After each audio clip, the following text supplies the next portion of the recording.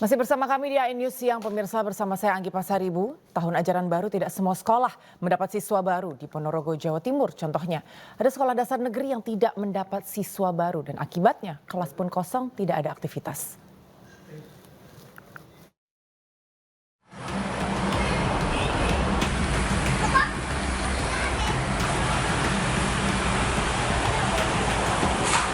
Suasana tahun ajaran baru yang identik dengan keramaian siswa, namun tidak dengan sekolah dasar negeri Setono di Kecamatan Jenangan, Ponorogo. Sebab di tahun ajaran ini, tak ada satupun siswa kelas 1 yang mendaftar. Di tahun sebelumnya saja, hanya ada 2 siswa. Meski tahun ajaran baru sudah dimulai dan belum ada siswa baru, pihak sekolah pun masih membuka pendaftaran. Belum, Mas. Jadi ya harapannya nanti semoga di Setono ini ada murid baru yang mau. Tapi 3 hari ini, hari ajaran baru ini masih belum ada? Masih belum ada. Tahun kemarin dapat 2 anak. Terus tahun ini masih belum ada? Tahun ini masih belum ada. Tapi pendaftaran sekolah tetap dibuka ini sama. Sepi peminat juga dialami sekolah dasar negeri di Mandailing Natal, Sumatera Utara yang hanya kebagian 6 siswa baru di kelas 1. Minimnya siswa lantaran kalah saing dengan sekolah lain. Padahal sekolah ini dahulu merupakan sekolah favorit dan salah satu yang tertua di Mandailing Natal. Berapa orang lah nih jumlah kawannya ini? Berapa? 5 orang.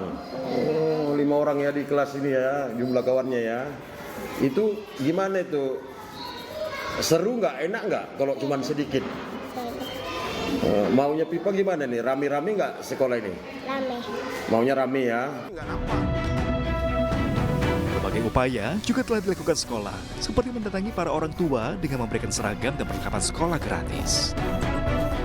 Upaya kita untuk meningkatkan sekolah ini udahlah, misalnya udah maksimal. Contohnya untuk kelas 1 kami berikan baju seragam grey Gratis. Ini tempoh hari kami suruh para guru-guru di sini untuk menemui orang tua siswa. Tapi nyatanya begitulah Pak, masih sedikit yang mendaftar ke sini. Sedikit ya Bu.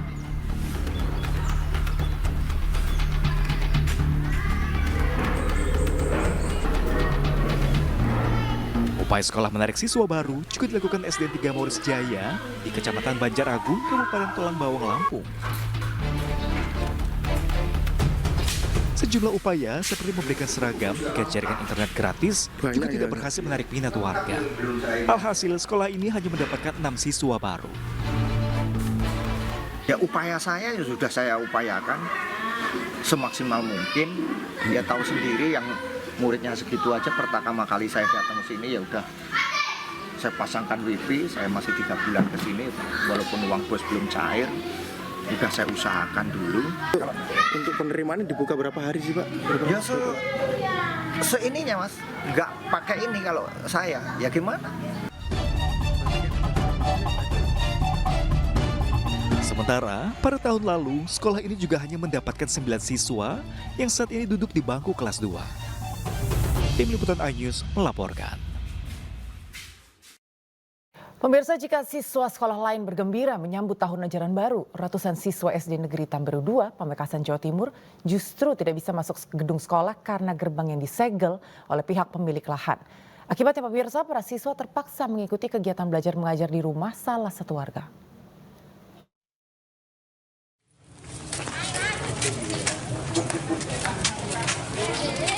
Ratusan siswa SD Negeri Tamberu 2, Pamekasan, Jawa Timur terpaksa bersekolah di rumah warga karena gerbang sekolah ditutup dan disegel.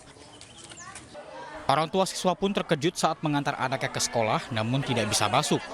Para guru juga sempat kebingungan karena tidak bisa memulai kegiatan belajar mengajar.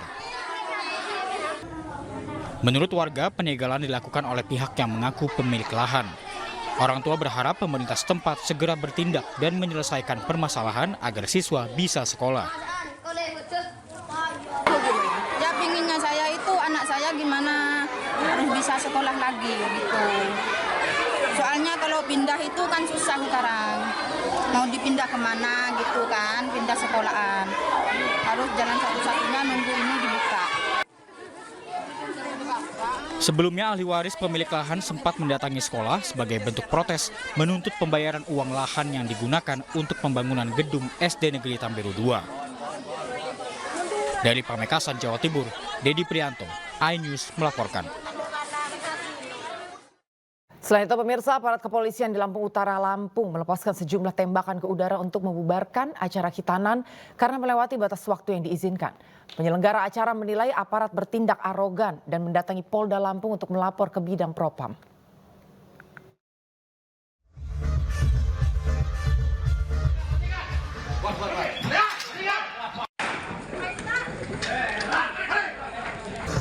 Sebuah video amatir merekam aksi pembubaran acara sunatan di Kota Bumi, Kota Lampung Utara, Lampung. Aparat kepolisian tampak melepaskan sejumlah tembakan ke udara untuk menghentikan musik organ tunggal yang sedang berlangsung.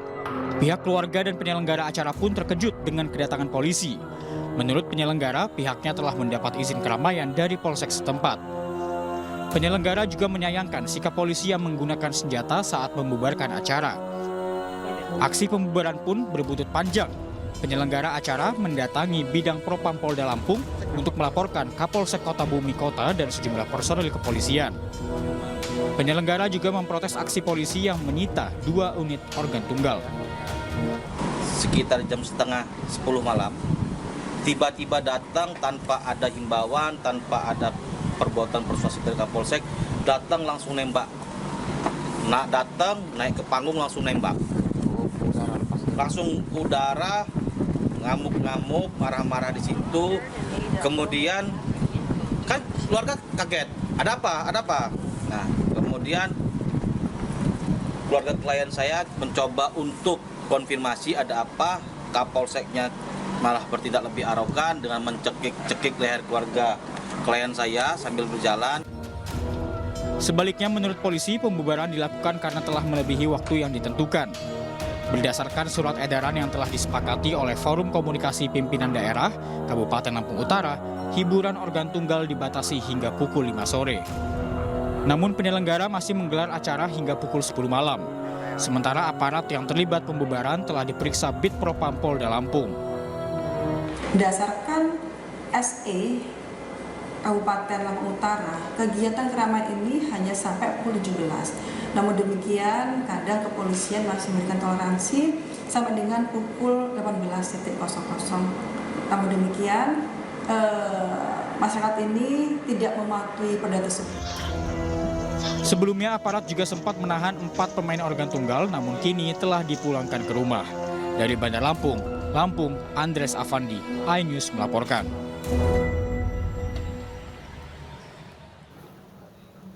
Ya pemirsa, hingga Juli 2024 Pengadilan Agama Rangkas Bitung Banten telah menerima lebih dari 700 permohonan cerai. Mirisnya sebagian besar alasan perselisihan rumah tangga dikarenakan judi online dan juga pinjaman online.